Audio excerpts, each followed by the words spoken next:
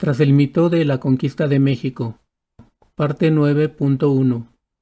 Moctezuma era muy supersticioso y cobarde. No hay evidencia sólida que sustente que Moctezuma, los mexicas u otros pueblos mesoamericanos creyeran que los españoles eran dioses. De acuerdo con varios estudiosos, esta falacia se empezó a manejar muchas décadas después de la supuesta conquista española en diferentes fuentes peninsulares y europeas. Es claro que este mito está basado en una visión racista de los mexicas y de los indios en general, así como en una imagen muy arrogante que los europeos tenían de sí mismos. En pocas palabras, los mexicas eran tan ignorantes, supersticiosos y salvajes, y los españoles tan superiores y avanzados, que aquellos solo pudieron ver a estos como seres divinos.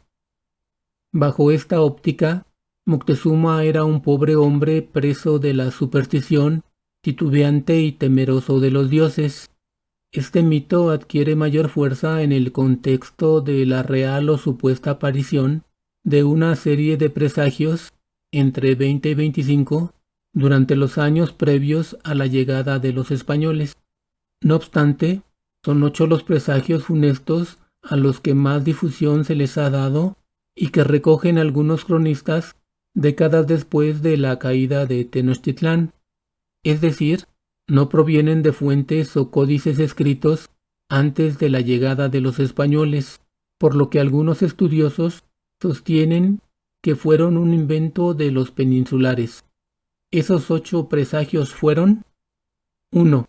Una como espiga o llama de fuego, que se mostraba como si estuviera goteando en el cielo y que duró casi un año, causando un alboroto general y un gran azoro. Ahora se piensa que pudo ser un cometa luminoso. En Europa, en aquella época, los cometas también causaban trastornos y temores de que se iba a acabar el mundo. Allá también eran muy supersticiosos. 2. El incendio espontáneo del templo del dios de la guerra, Huitzilopochtli. Nadie le prendió fuego, y cuando intentaban apagarlo, cuando le echaban agua, más se encendía. El templo se destruyó por completo. 3. Un rayo cayó sobre el templo de paja del dios del fuego, Xiuhtecutli. No llovía fuerte ni se oyó un trueno, solo cayó el rayo. 4.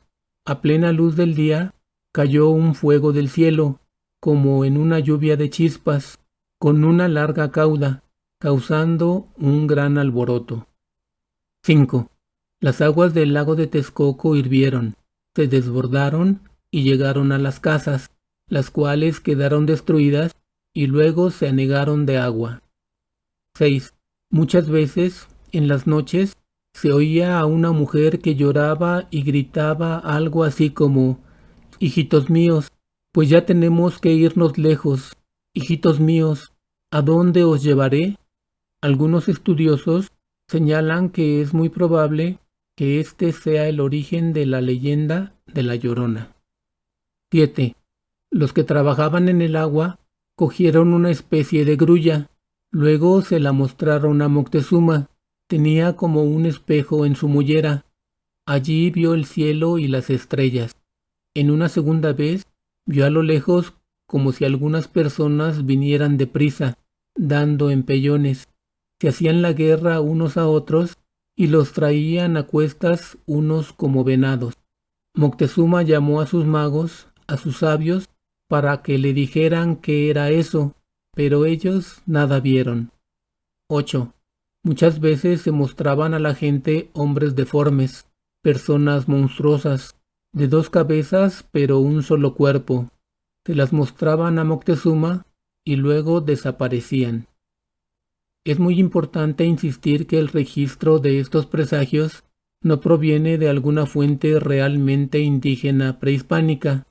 Por el contrario, todos los prodigios aparecen, por primera vez, reseñados en fuentes coloniales, escritas por frailes y cronistas que estudiaron la cultura y la historia de los pueblos indígenas en el periodo posterior a la caída de Tenochtitlán. En suma, estos registros fueron escritos varios o muchos años después del término de la guerra en 1521. Aunque los informantes fueron indígenas, muy probablemente estuvieron influenciados por la perspectiva y los intereses de los españoles. Por eso, para algunos estudiosos, los presagios fueron utilizados por los españoles para justificar la guerra.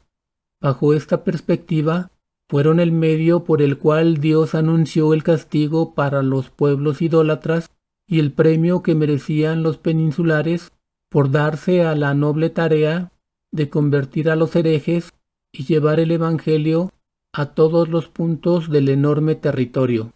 Sin embargo, no puede afirmarse con toda contundencia si los presagios tuvieron o no su origen en el mundo indígena, ya que en los registros se les añadieron elementos de la Biblia y algunas referencias europeas. Para otros estudiosos, también pudieron ser una herramienta por medio de la cual los indígenas buscaban comprender y explicar la tragedia que les había ocurrido. A todos estos presagios debe sumarse un augurio referido al retorno de Quetzalcóatl, el gran dios mexica, símbolo del principio y el fin. Según los cronistas de la época, Cortés había sido tomado por el dios Quetzalcóatl. A la venerada serpiente emplumada se le dibujaba como a un personaje blanco y barbado, quien había llegado a predicar una nueva religión y prohibir los sacrificios humanos. En el pasado, había civilizado a los toltecas, convirtiéndose en su rey en Tolán. Sin embargo, Tezcatlipoca, el eterno rival de Quetzalcóatl, lo embriagó con pulque y lo indujo a que fornicara con su hermana Xochiquétzal.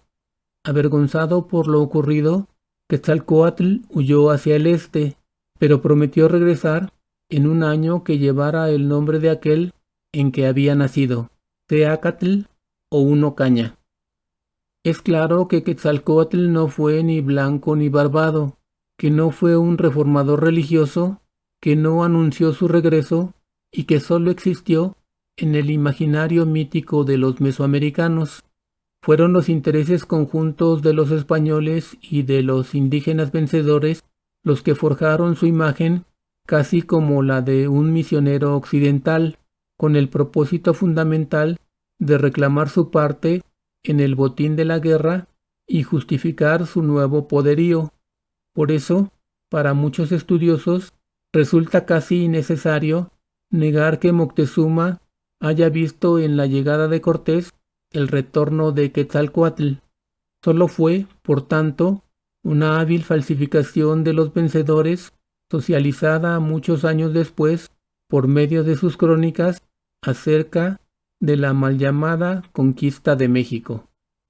No obstante, otros estudiosos han llegado a aceptar que quizá en algún primer momento Moctezuma sí llegó a pensar en la posibilidad de que aquel episodio pudo ser el regreso de Quetzalcóatl, pero que al poco tiempo tuvo la certeza de que no fue así. Es más, el tlatoani mexica sí pudo advertir el peligro que se avecinaba con la llegada de los extranjeros. Así, antes de que Cortés decidiera dirigirse rumbo a Tenochtitlán, Moctezuma le hizo llegar a Veracruz, por medio de sus emisarios, múltiples regalos y ofrendas. Pero el propósito de estos obsequios era que se alejara, que no siguiera avanzando. No quería que el extranjero continuara su camino hacia la ciudad de Tenochtitlán.